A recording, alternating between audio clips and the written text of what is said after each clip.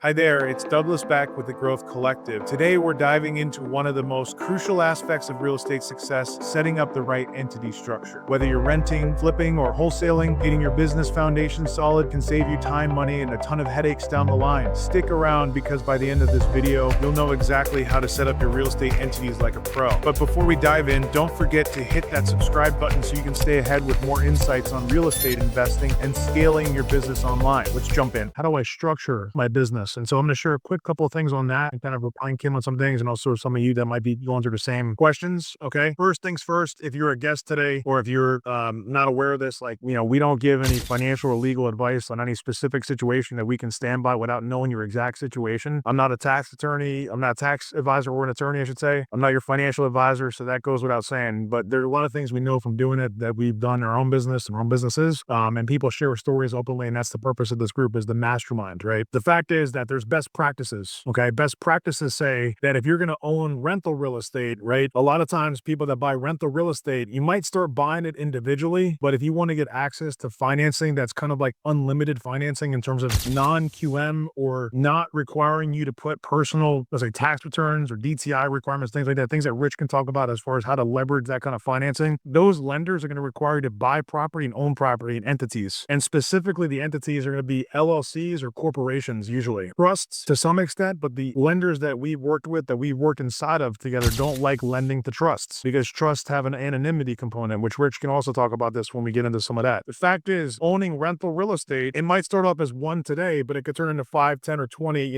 a year or two or 5 years from now. So some people I know, like even family members of mine, like my in-laws, right, it has some rental properties. He started buying properties in his personal name when he first started buying property, but then he moved those and got them titled over to entities. And then he could then take that entity and either do what's called a portfolio refinance, or he could basically have individual loans against that property, but in the entity that it's being held in. And so there's a whole bunch of stuff there on rental real estate. I'm going to touch upon fix and flip real quick. I'm going to talk about other stuff. And fix and flip is the best practice, and what we've seen and what probably Rich has seen, other people have seen that have been doing this for a while, is that usually because of the risk associated to individual projects, most advisors, most people that operate in this way that have more than a couple deals under the belt are going to buy each individual project under a different entity, because it limits the liability. If God forbid something goes wrong, the entity is open for the purpose of that particular project, and then the entity gets closed for that particular project. Some people will say that you could buy multiple fix and flips with one individual entity, and that's fine, but you run the risk of something happening on one property and then affecting the entity that owns, that property, which is everything that property is, all the properties that the entity owns. So meaning property A, B, and C, something happens on property A that affects entity A, but entity A owns property A, B, and C. So therefore property B and C, even though just A, got affected now because property is owned by entity that owns other property. Okay. A little confusing, but what it basically means is maybe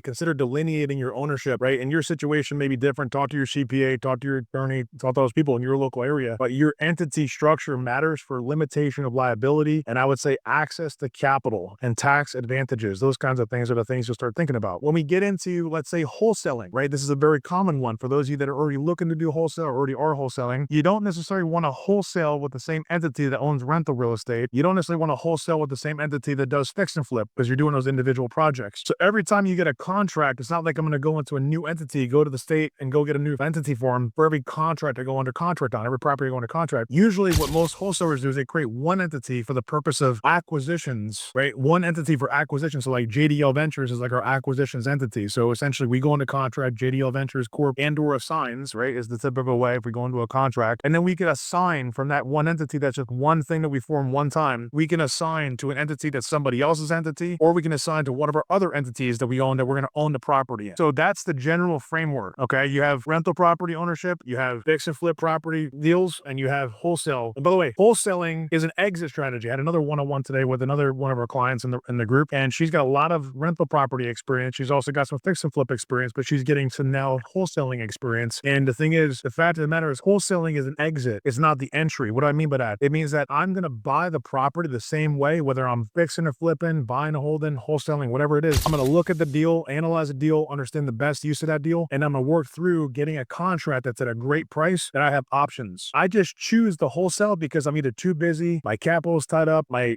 business is, whatever it is going, I'm doing too many things at once, wherever it is, there's a reason, or maybe it's intentional, right? It could be intentional. I'm only going to mainly focus on wholesale because I want to create immediate cash flow and I want to get 5, 10, 20 grand quickly. Well, in that case, you still got to go into the deal looking at it as if you're going to buy it yourself. Like the concepts of like deal analysis, which is kind of the main purpose of this particular meeting, is looking at deals with you guys, doing Q&A on those deals and talking about how to get them done. But basically it's like this: if you're going to pay, let's say $300,000 for a property to own the property, then somebody else is probably going to want to pay no more than, we'll say, put those words, no more than 300,000 to own the property. So if I want to wholesale it though, I might have to be a little less than 300,000, but I'm still going to do the same steps. I'm still going to find an opportunity. I'm still going to analyze an opportunity. In the analysis phase, I'm going to find out what somebody, not just me, but what somebody would be willing to pay for this deal. And then wholesaling says, I'm going to build in a fee so that somebody can pay that price less the fee that I want to make on the deal. Or it might be, hey, someone's going to pay 300 and they own 100%, but maybe another way to wholesale is saying, I'll give it to you for 300, but I want to own 30% or 20%. I want to keep some of that ownership stake. I want to get paid a fee. I want to get some ownership stake. You can negotiate things like this depending on multiple factors, but there's other ways of structuring it. But the bottom line is the steps are ready. 5 steps: identify, analyze, negotiate, contract, and close. If you've seen any of my content, you've heard about the Dealmaker Academy, the Growth Collective, identify, analyze, negotiate, contract, and close. The first 4 steps, identify, analyze, negotiate, and contract, are the same steps, right, in the process, whether you're fixing and flipping, buying and holding, or wholesaling. The last step is where you then decide, am I going to close on the property myself? Am I going to bring somebody else in as a financial partner or close on this deal with me? Am I going to wholesale this to somebody else? All those things. And check it out. Remember I said before, the 5 people that you need, those same 5 people, minimum 5, ideally 50 or 500, whatever you can get to as quickly as you can. Those same people that operate in your mind right now, maybe as a wholesaler, you're saying, I want to bring those to investors who are going to buy the deal. I could tell you firsthand that the same people that buy deals through you or from your company could very well become your business partners on your fix and flip business, could very well become your business partners on your buy and hold properties, right? They could be lenders, they could be investors, they could be people that are your peer group, people in this room that have capital to invest in deals, right? That's the same 5 people. It's not like there's a different set of 5 people, because if I'm buying, I might also be willing to invest. If I'm buying, I might also be willing to lend, right? If I'm buying, I might be willing to partner with you. Not everybody, but some of them. Thanks for watching. Remember, building the right entity structure is the backbone of a successful real estate business. If you found this video helpful, don't forget to like, subscribe, and hit the notification bell for more insights to help you scale your real estate journey. And if you have any questions or topics you'd like me to cover, drop them in the comments below. Until next time, keep hustling and making those deals happen.